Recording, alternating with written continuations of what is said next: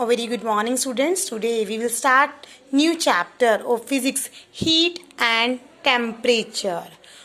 Okay, today we will study only about the temperature and next lecture we will study about the heat. So let's start with the definition of temperature. Okay, what do you mean by hot and cold? Okay, if I am talking about the hot and cold, then what do you mean by hot object means there is temperature is more, and if I talk about the cold, then means temperature is less. In winters we have less temperature and in summers we have greater temperature. So what do you mean by the temperature? The degree of hotness or coldness of a body is called temperature. Clear? The degree of hotness and coldness of a body is called temperature. Okay, how can we measure the temperature? Can you measure the temperature of a body? Yes, definitely. We measure the temperature of the body with the instrument, and that instrument is called thermometer. Okay, thermometer is an instrument. It is an instrument used for measurement of temperature. Okay, now there is a confusion. How can we measure the temperature with the thermometer?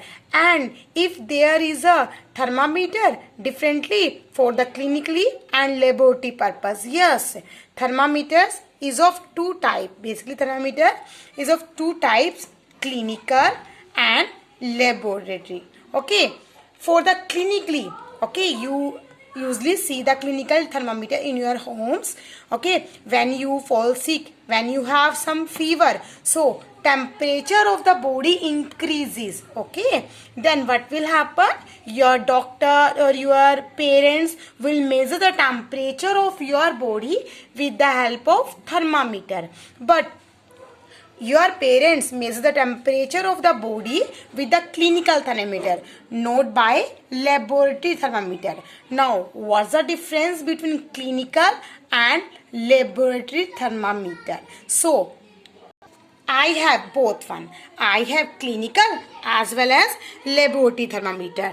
Okay, so see the thermometer very carefully because it is made up of glass body. Okay, I am showing you laboratory thermometer. Okay, its length is too large. Okay, I am showing you laboratory thermometer. Okay, there is a bulb in the front side of this thermometer. Okay, I am keeping this thermometer here. I am showing you clinical thermometer. You usually see this thermometer in your homes to measure the temperature. Okay, this is the clinical thermometer and earlier was laboratory thermometer. Okay, now what's the difference between clinical and laboratory? Clinical thermometer is used to find the temperature of the body at our homes. It is simply used to find the temperature of the body, and its temperature range is less. Okay, its temperature range is less.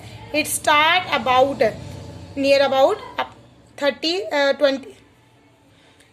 Listen, its temperature range start from 36 Fahrenheit to 108 Fahrenheit. Okay, 38 Fahrenheit to 108 Fahrenheit. But the range of the clean laboratory thermometer is more. It start from the -10.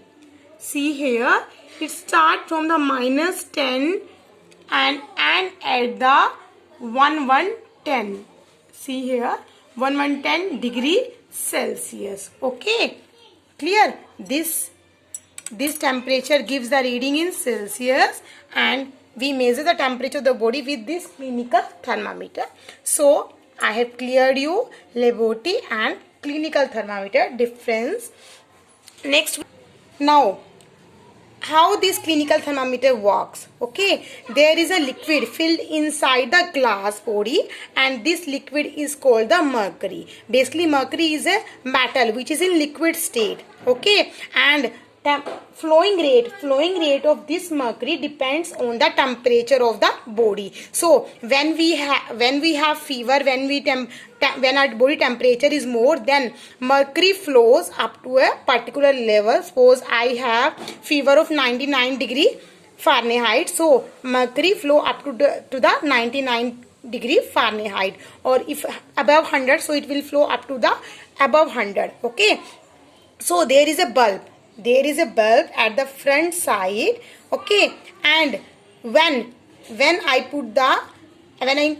keep the this bulb to the hot body in contact, then what will happen? Mercury level rises. Okay, but listen carefully, there is a kink in the thermometer here. Okay, so this stop the flow of mercury at back again. Okay, so it will helpful to read the temperature of the body. Suppose if I'm applying that temperature, if I'm measuring the temperature, then I am taking the reading from the thermometer, then kink stop the flow of mercury again. So kink is used to help to read the temperature of the body on the thermometer. If I want to use again thermometer, then I use jerk. Okay, why I use the jerk to again reuse? Okay, so that mercury level will again goes to back to their normal level. Okay, so kink is used to handle the level of the mercury when we measure the reading of the temperature. And if we want to again mercury at the normal position, then I use jerk to the thermometer. Okay, so these are the use of how we use a thermometer. Next we have we also have digital thermometer. You usually see a digital thermometer in which reading has come in the distal points. And once important point, our body temperature is 98.6 degree Fahrenheit, but in Celsius we have 37 degrees Celsius. There is a confusion. You think what is Fahrenheit and what is Celsius? How the reading differs? Okay, in Fahrenheit it is 98.6, in Celsius it is 37 degrees Celsius. So let me clear this point. We have different temperature scales.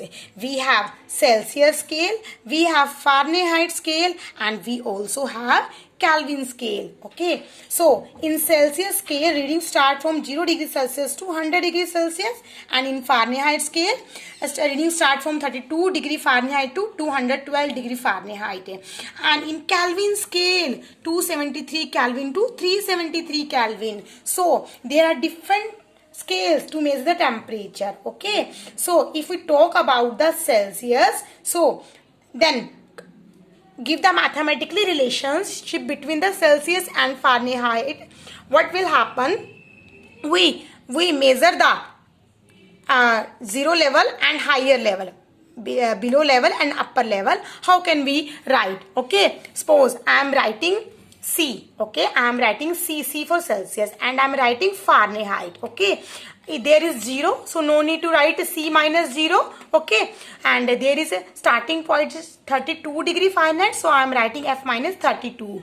Okay, and there is starting point 273, so I am writing K minus 273. And in the below we have written the difference in the lower and upper range. Suppose 0 to 100 degrees Celsius, there is a difference of 100, so I am writing 100. There is a difference of 212 minus 32, there difference is 180, so I am writing 180.